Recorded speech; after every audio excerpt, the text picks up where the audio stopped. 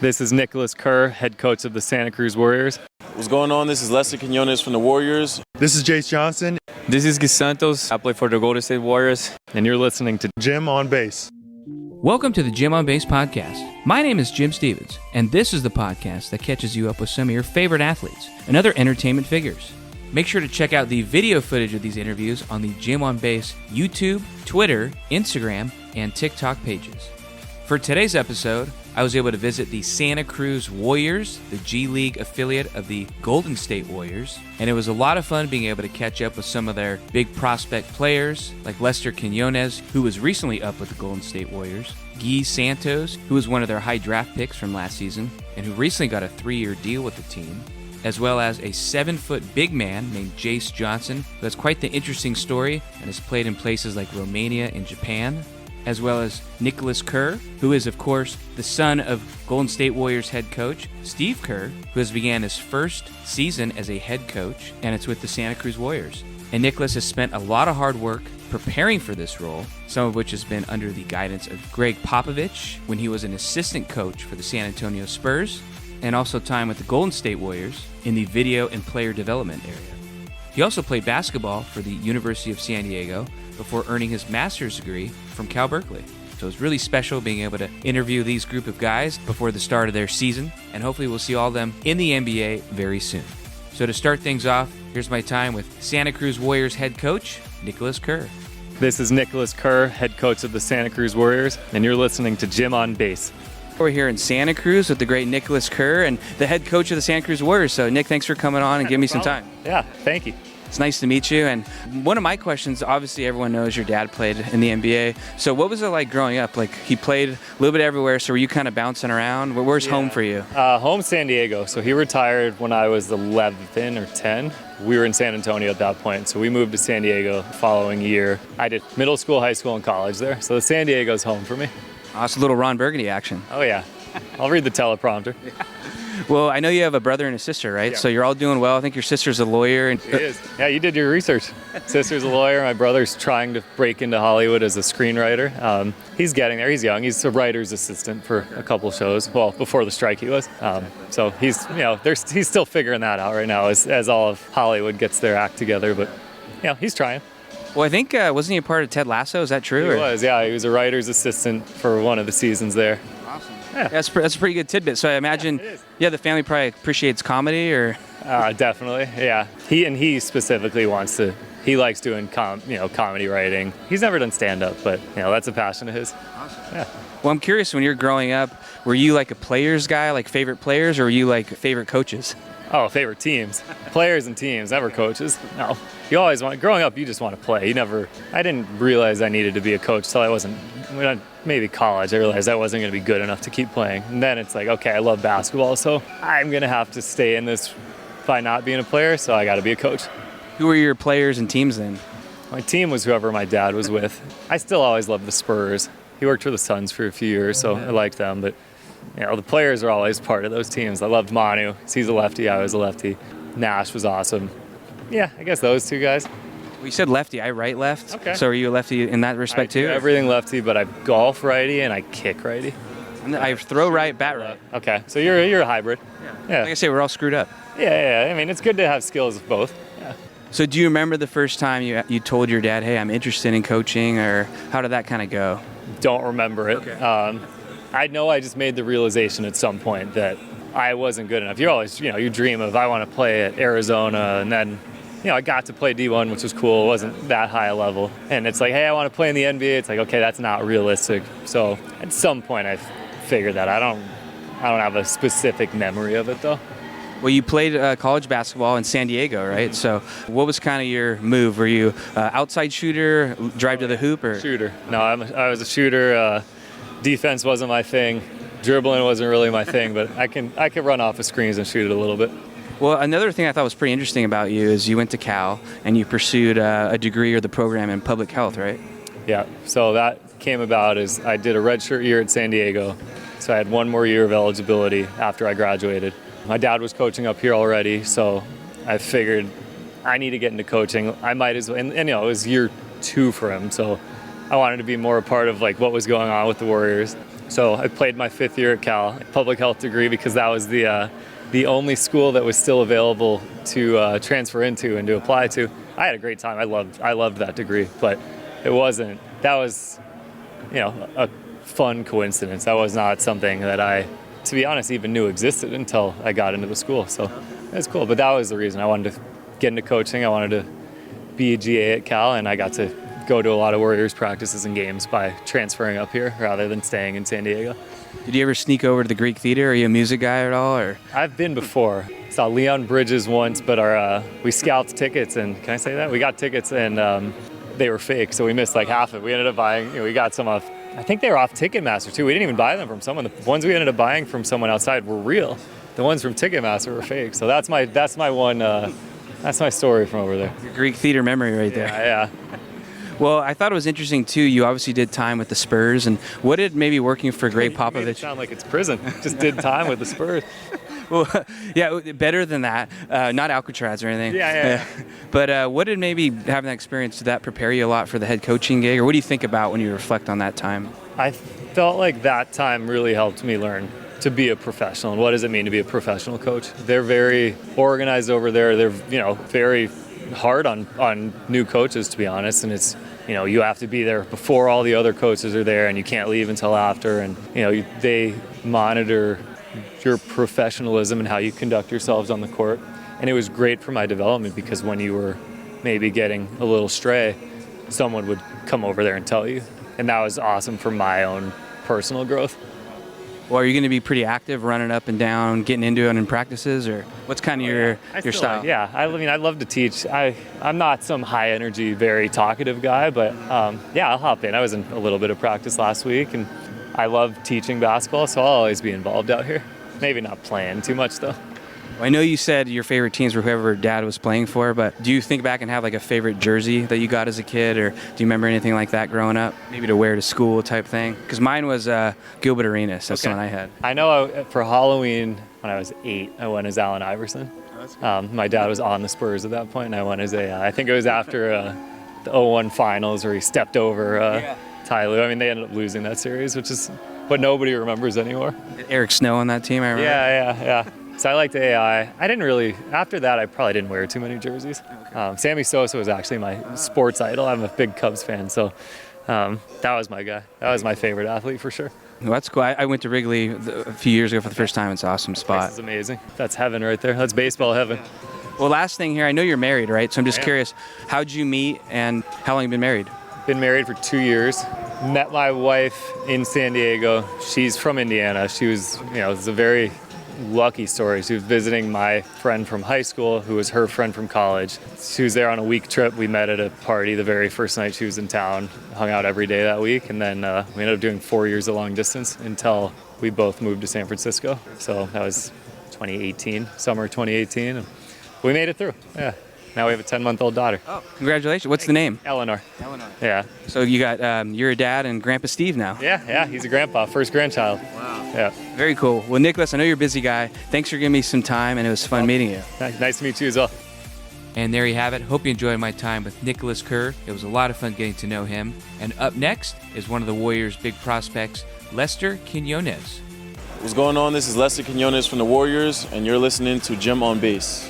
We're here in Santa Cruz with the great Lester Quinones, and thanks for coming on. It's good to see you for another start of a season. Yeah, excited.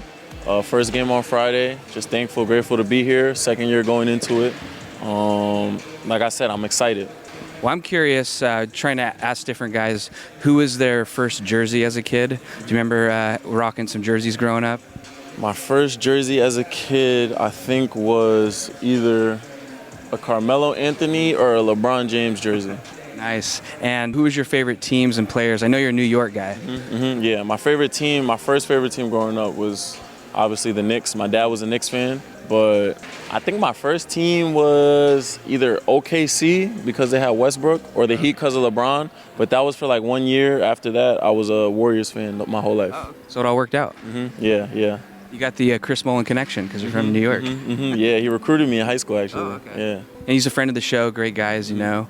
And you also have a fashion line, right? And it's effortless, right? Yeah, I have a fashion line called Effortless right now.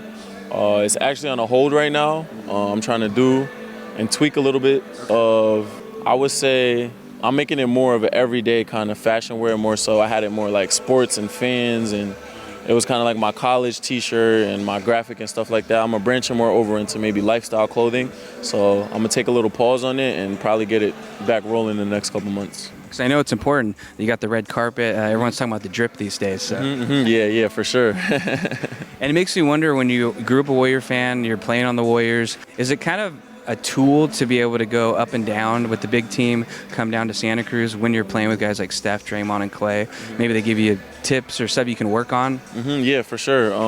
I feel like this is just my time, my opportunity to work on things, where more so I will go up top and every little turnover, every little mistake that I make is kind of highlighted in microscope, to where we have Steph, we have Draymond, we have Klay, and those guys can make mistakes because we know what they can do. They're great. So it's the guys like me who kind of come in and everything has to be on point. You can't turn the ball over, you can't foul, you can't make mistakes. So I feel like a shorter leash up there, learning that part of the game, and then coming down here and having a little bit of a longer leash where I might be able to turn it over, I might be able to try this, to where I feel like mentally as a basketball player, this is kind of like your practice, to where, okay, if I do a move down here and it doesn't work, I'm obviously not going to use the move up top with Golden State. So I feel like using here more of just getting my reps in and the mental reps of knowing what works and what doesn't work for me as a player. And I feel like that's an amazing opportunity. And it also is an advantage, I feel like, kind of being up there, seeing them at the highest level do it, and coming down here, working on it and getting it right and polished for when I do get the opportunity up there, everything's just going to play and everything's kind of going to fall into place. And it kind of already is. Like you won Most Improved last year, right? So what kind of went into that? Was that taking that advice and kind of working on it? Yeah, I feel like more so just me adjusting my game down here to the G. Took me a little bit of time, but once I figured it out, that's when it was glaring. And I feel like that's what I have starting this season, going into this season now, my second year. I already understand the spots, where to be, what happens, what doesn't happen, what you're supposed to do, what you're not supposed to do down here in the G. So I feel like that's another advantage that I have coming into my second year, where I feel like my start of the year should be 1,000 times better than the way I started the year off last year. Well, speaking about working hard, it makes me think of working out, and you got some music going in here. So who's your favorite musician? What are you blasting these days? My favorite musician, I will have to go, is between No Cap or Lil Uzi Vert. Lately, I've been bumming a lot of New York drill, so a lot of S.Go, Kyle Rich, 4-1, shout out to those guys. But yeah, my favorite, it'll be between Uzi and No Cap. Okay. So I know you got to represent the Dominican Republic. You have some Puerto Rican blood in the family, right? Mm-hmm. So what side is that from? And that must be quite the honor. Mm-hmm. Yeah, for sure. Get a lot of backlash on the media from it. My mom is actually Dominican and Salvadorian, and my dad is Puerto Rican and black. So Puerto Rican and Dominicans kind of don't mix that much. So with me being both, I'm kind of neutral and stuck there in the middle. I had to pick one, so I chose Dominican Republic, went with them, represent them. But that doesn't take away from any of the other nationalities I am. I represent them all equally, all the same. I just decided to put that jersey on and represent it. So, just to clear that up, clear the air with that. We don't want to get you in trouble here. Yeah. Well, Lester, I know you're a busy guy. You got a lot going on at Media Day here. Thanks for giving me some time, and looking forward to see you play this year and also at Chase Center. Mm-hmm, for sure. And there you have it. That's my time with Lester Quinones. And up next is the 7-foot big man, the great Jayce Johnson. This is Jayce Johnson, and you're listening to Jim on Base. We're here in Santa Cruz with the great Jayce Johnson. And Jayce, it's good to see you. Thanks for giving me a few minutes. Yeah, of course, anytime. And I know you're from Dana Point, right? So it made me wonder, are you a surfer? I'm originally Mission Viejo, but yeah, near Dana Point. I did surf a lot growing up when I was younger. Kind of grew out of my board and got more into focusing on basketball and more land sports. But yeah, I did surf and I enjoy the ocean, and I'm glad to even be near it right now, like where we're living and everything. So it's nice to walk the boardwalk and be around the ocean always. So I was thinking if you were on a surfboard, it'd be quite the sight, 7-foot guy on a board. Yeah, I can still surf. Obviously, I do like just long boards. No short boards or anything like that. But yeah, long boards and just chillax. If I do go out, I haven't been in a while. So yeah. Well, it's cool to see you in the Bay Area, and like you said, it's not too far from home, so it must be kind of convenient for the parents to come check you out up here. Oh yeah, before this last season, I was in Japan and Romania, and they weren't able to come out at all because COVID hit. So I had to have special permission to get into countries and go play. So they weren't able to fly out. Really, they weren't allowing foreign travel. So yeah, being able to be here, my family be able to come up and maybe take a drive or fly out very easily is really nice, just to have them if they want to come and see a game, because they didn't get to see them for the last 2 years before last season. But last season was great, being able to have them here and see me play, is be on the stage that I'm at right now and getting the opportunities that I'm getting. No, it's pretty cool. And you mentioned playing in Japan and Romania, so it made me wonder, you've got some good life experience and some different food off the menu, right? Yeah, exactly. Yeah, Japan's their culture is amazing, and also with Romania, their culture is awesome too. Just be able to like immerse myself in different cultures and to see, what makes up their culture and how they handle things is compared to how I was raised is definitely been an experience and a great experience, because I enjoy doing that. So, but being here now is like something that I've always dreamt of. So I'm glad to be here and be with the guys that I'm with, and especially the returning guys that I've become great friends with. So, yeah. Well, you also went to, was it Santa Monica High School, right? I did. I went to Santa Monica 1 year. And that was, Santa Monica's kind of like Santa Cruz in a way. Santa Monica's a little more busy.